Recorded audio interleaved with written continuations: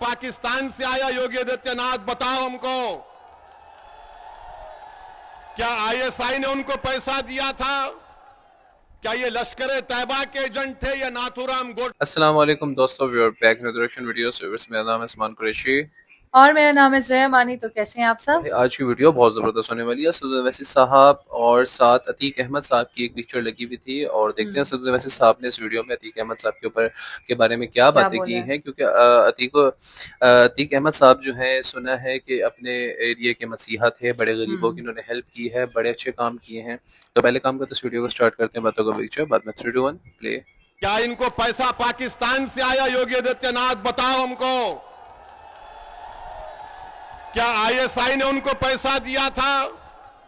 क्या ये लश्कर तैयबा के एजेंट थे या नाथूराम गोडसे की नाजायज औलाद थी? ये या तो हाफिज सईद की नाजायज औलाद या फिर गोडसे की नाजायज औलाद हो सकती है। ये मुख्यमंत्री बोलते नहीं है कि कौन है, कौन उनके पीछे है, कि कौन उनको वो 8-8 लाख की एक रिवॉल्वर दिया, सेमी ऑटोमेटिक, कहां से हथियार इनको आए, कोई सब भूल गए। मीडिया वाले 3 दिन 4 दिन तक खूब चलाए, उसके बाद बाबा के राज में जो हो रहा वो खामोश बैठ गए, बोले महाराज का मामला है। अरे ये तो दिखाते कि भाई कहां से वो रिवॉल्वर आई, 8-8 लाख के 2-2 वेपन, 16 लाख की वेपन। आज अब उत्तर प्रदेश के मुख्यमंत्री से पूछिए कि आपने उत्तर प्रदेश में क्या विकास किया, तो बोलेंगे मैंने बुलडोजर मासूम लोगों के घर पर चढ़ा दिए। उनसे आप पूछिए कि तुमने कौन सा विकास किया, तो बोलेंगे मैंने माफिया को खत्म कर दिया। अरे माफिया को कहां खत्म हो रहा है? अरे ये तो बताओ कि आपके बीजेपी में कितने ऐसे माफिया नेता बैठे हैं, उन पर फूल बरसाए जा रहे हैं, उनको आप अपनी सत्ता में रहकर अपनी छत्र छाया में उनकी हिफाजत कर रहे हैं, और जो कोर्ट से मुल्जिम करार दिया जाता, जिसके हाथ में जंजीरें होती है, तो पुलिस की मौजूदगी में उनको लोग आकर उनके सर पर गोलियां चलाकर उनकी हत्या करके चली जाती हैं, और मुख्यमंत्री बोलते हैं कि मैंने माफिया को मार दिया। मुख्यमंत्री आपकी पुलिस है, उत्तर प्रदेश की पुलिस की कस्टडी में 2 प्रिजनर्स हैं और उनको आकर सर पर गोलियां मारकर, और मारने वाले पूरी तैयारी के साथ आए थे, मारकर हथियार फेंककर पुकारते हैं सरेंडर सरेंडर, और जेएसआर का नारा। मैं उन पुलिस वालों से मेरा एक सवाल है, अगर वो जेएसआर का नारा नहीं लगाते और तकबीर बोलते तो निकाल कर उनको वहीं बूंद देते थे। ये कौन सा आपका इंसाफ है, बताओ आप? और मुख्यमंत्री बोलते गोली का जवाब गोली से देंगे, तो वहां पर क्या हो रहा था? गोली का जवाब जबान से भी नहीं दे पा रहे थे। आपकी कस्टडी में किसी की हत्या हो जाती है, छोड़ दिए थोड़ी देर के लिए, उन मुल्जिमिन का नाम अतीक और अशरफ था, मगर आपकी कस्टडी में थे, आपने उनको नहीं बचा पाए, और आप बड़े बड़े बुलंद बांग दावे कर रहे हैं हम ऐसा कर देंगे। अरे तुम्हारी कस्टडी में जो प्रिजनर है, तुम उसको नहीं बचा पाए। और मैं कह रहा हूं कि एनकाउंटर चाहे किसी समुदाय का हो, उसका नाम कुछ भी हो, एनकाउंटर से लोकतंत्र कमजोर होता है, एनकाउंटर से लोगों का विश्वास लोकतंत्र में, जमहूरियत में कम होता है। एनकाउंटर से कोर्ट, जो कानून और इंसाफ के ऊपर अगर कोई इंसाफ करना है तो कोर्ट का काम है, जनता का एतमाद कोर्ट से कम हो जाएगा, जनता का एतमाद पुलिस से कम हो जाएगा, क्योंकि अगर कोई सत्ता में बैठकर ये तय करेगा कि कोर्ट फैसला नहीं देगा, मैं गोली से इंसाफ करूंगा, तो जमहूरियत खत्म हो जाएगी। लोकतंत्र को अगर मजबूत करना है तो गोली से नहीं, कोर्ट से इंसाफ करना चाहिए। आखिर वो कौन लोग हैं? मैं फिर से पूछ रहा हूं उत्तर प्रदेश के मुख्यमंत्री से कि जिन लोगों ने इलाहाबाद की सरजमीन पर उन दोनों को गोली मारी, आखिर वो कौन लोग हैं कि उनके एक जो जिसने गोली मारी उसके घर पर झोपड़ी में रहती है उसकी मां, आखिर कैसे उसके पास 8-8 लाख के 2 वेपन आए, 16 लाख के? क्या इनको पैसा पाकिस्तान से आया योगी आदित्यनाथ, बताओ हमको? क्या आईएसआई ने उनको पैसा दिया था? क्या ये लश्कर तैयबा के एजेंट थे या नाथूराम गोडसे की नाजायज औलाद थी ये? या तो हाफिज सईद की नाजायज औलाद या फिर गोडसे की नाजायज औलाद हो सकती है ये। मुख्यमंत्री बोलते नहीं है कि कौन है, कौन उनके पीछे है, कि कौन उनको वो 8-8 लाख की एक रिवॉल्वर दिया सेमी ऑटोमेटिक, कहां से हथियार इनको आए, कोई सब भूल गए। मीडिया वाले 3 दिन 4 दिन तक खूब चलाए, उसके बाद बाबा के राज में जो हो रहा वो खामोश बैठ गए, बोले महाराज का मामला है। अरे ये तो दिखाते कि भाई कहां से वो रिवॉल्वर आई, 8-8 लाख के 2-2 वेपन, 16 लाख की वेपन।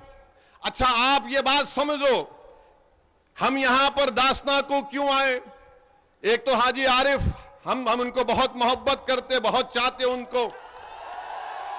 दूसरा हमारा आने का मकसद यह है कि हम पर जो लोग गाड़ी पर हमारे पर गोलियां चलाए थे वो भी हमारे पीछे चल रहे थे। यहां पर यहीं पर टोल गेट पर गोली चलाए तो हम सोचे कि अगर नहीं जाएंगे तो वो नाथूराम गोडसे की औलाद, वो दोनों को लगेगा कि डर के नहीं आया हो ऐसी। तो हम बोले आते हैं आरिफ साहब, आप फिक्र मत करिए, जरूर आते हैं, इसीलिए हम आए हैं और आते रहेंगे। हम इन नाजायज नाथूराम गोडसे के औलाद को कहना चाहेंगे कि गोलियों से हम डरने वाले नहीं हैं, मौत से डरने वाले का नाम असदुद्दीन ओवैसी नहीं है। जो वक्त मेरी मां ने मुझे पैदा किया वो वक्त अल्लाह ने तय किया। जिस वक्त इस दुनिया से हमारी आंख बंद होगी वो वक्त भी अल्लाह तय करेगा। और अगर अल्लाह हमारी जिंदगी में शहादत लिखा है तो अल्लाह का लाख लाख शुक्र कि हम मौत अगर जिंदगी में आ जाए और शहीद बन के जाएंगे तो इससे बढ़ के इनाम इस गुनाहगार को क्या मिल सकता है? मगर तुम्हारी गोलियां, तुम्हारी ताकत, तुम्हारा जुल्म हमारी आवाज को दबा नहीं सकेगा। हम जालिम को जालिम बोलेंगे और तुम्हारी गोलियों का जवाब हम सीना तान कर मुकाबला करेंगे, मगर अपने सरों को नहीं झुकाएंगे। तो मेरे अजीज दोस्तों और बुजुर्गों, आपसे यही इल्तिजा और गुजारिश है कि आप अपने वोट का सही इस्तेमाल करिए। रहा सवाल उत्तर प्रदेश के मुख्यमंत्री का, मैं फिर से कह रहा हूं कि आप धर्म गुरु भी हैं, आप योगी भी हैं और आप एक नेता भी हैं। क्या आपको यह जेब देता था कि असेंबली में खड़े होकर आप बोलते कि हम मिट्टी में मिला देंगे? देश के सबसे बड़े प्रदेश के मुख्यमंत्री हैं और अखिलेश यादव को बोलकर कह रहे हैं कि मिट्टी में मिला देंगे। हां, अगर आप बोलते अखिलेश यादव तुम्हारी पार्टी को मिट्टी में मिला दूंगा तो हम भी बोलते आमीन। मगर किसी व्यक्ति को मिट्टी में नहीं मिला सकते आप, चाहे वो किसी समुदाय का हो। जो ऊंचे पद पर बैठता है उसकी जबान से इस तरह के अल्फाज निकलना, और ऊपर से उत्तर प्रदेश के मुख्यमंत्री और उनके अतराफ के दोस्त और खास तौर से उनके जो समुदाय है वो कहता है कि 2029 में बाबा दिल्ली जा रहे हैं। तो भाई ख्वाब देखने में कोई बुराई नहीं है, आप ख्वाब देखिए, मगर अगर आप ये देख रहे हैं कि दिल्ली जाऊंगा तो फिर इस तरह के अल्फाज अगर आप इस्तेमाल करेंगे तो जिंदगी भर वो वीडियो लोग दिखाते रहेंगे कि वो शख्स है जिसने विधानसभा में खड़े होकर इस तरह की वाहियात बात की थी। तो मेरे अजीज दोस्तों और बुजुर्गों, जो बड़ा बड़ा नरेंद्र मोदी आजकल बोलते हैं पसमानदा मुसलमान, पसमानदा मुसलमान, हम भारत के प्रधानमंत्री से और उत्तर प्रदेश के मुख्यमंत्री से पूछना चाहते हैं, क्या यह सच नहीं है कि हायर एजुकेशन में सबसे कम अगर कोई है तो मुसलमान है, सबसे कम मुसलमान है? और नरेंद्र मोदी और बीजेपी आरएसएस रोज बाजा बजाती पसमानदा मुसलमान, पसमानदा मुसलमान। अरे तुम बाजा बजा रहे तो कुछ तो करो। ओ भाई, बहुत सी बातें साफ हो गई हैं और वैसे साहब ने बिल्कुल ऐसी बातें की हैं कि भाई अतीक अहमद और अशरफ साहब जो थे आपकी कस्टडी में थे, तो किस तरह उनको मार दिया, किस वो आप तरह उनको से? सेफ क्यों नहीं कर सके। फिर आपके पास जो सिस्टम आता है, राइफल्स आई हैं, ठीक हाँ, है, 12 लाख की। वेपन्स आई हैं आपके पास, 16 छः छः लाख रुपए तो है जी। 6-6 लाख की दो नहीं बोल रहे नो थे? नो नो, 16 लाख आई अच्छा ठीक थिंक, है, ठीक है, मिला तो मिलू वो के। कहाँ से आई है, ठीक है, ये भी बात है। फिर बिल्कुल। योगी आदित्यनाथ की कस्टडी में इतना कुछ हो रहा है और उनको पता ही नहीं है। देखें, बहुत सी बातें साफ हैं, बहुत से मामलात साफ हैं कि यहाँ पर बहुत से मुद्दे उड़ जाते हैं।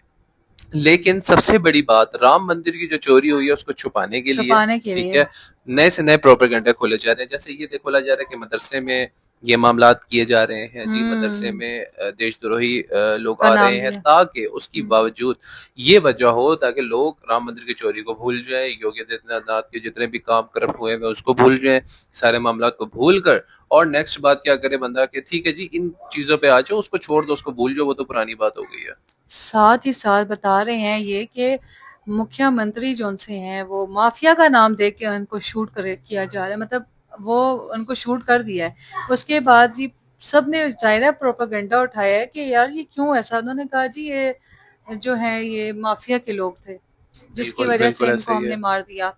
तो क्योंकि गलत जब बात आपसे है बोला ये। नहीं जाता ना, तो हाँ, फिर आप लोग यही काम करते हो ताकि उसको आगे इल्जाम दे के मार लोगों को, देते हैं। मतलब कुछ बोलने का जब टाइम नहीं होता फिर ना उसकी लोगों के पास, फैमिली तो के लोग यही साथ बोलते हैं। उनकी फैमिली के साथ आप लोगों ने क्या किया यार, उनके कहीं मजीद 3 बेटों को भी इनको मार मज़ीद दिया। मार दिया। और आप ये बताइए कि कहाँ है इंसानियत, इतनी सी भी ज़राए के दाने के बराबर भी इंसानियत इनके अंदर नहीं रही है। इंसान होता है ना, कहते हैं हम इंसान हैं, तो इंसान कैसे हैं, किस बेस पे हैं आप लोग को इतना बड़ा जुल्म करके फिर मुझे तो समझ नहीं आती ये लोग चैन की नींद कैसे सो लेते हैं किसी के साथ इतना बड़ा जुल्म करके। तो डेफिनेटली गलत मैं भी बात यही है भाई, बातें किसी सोचता हूँ को कि इस तरह भाई से आप किस एनकाउंटर तरह ही कर करके सकते हैं।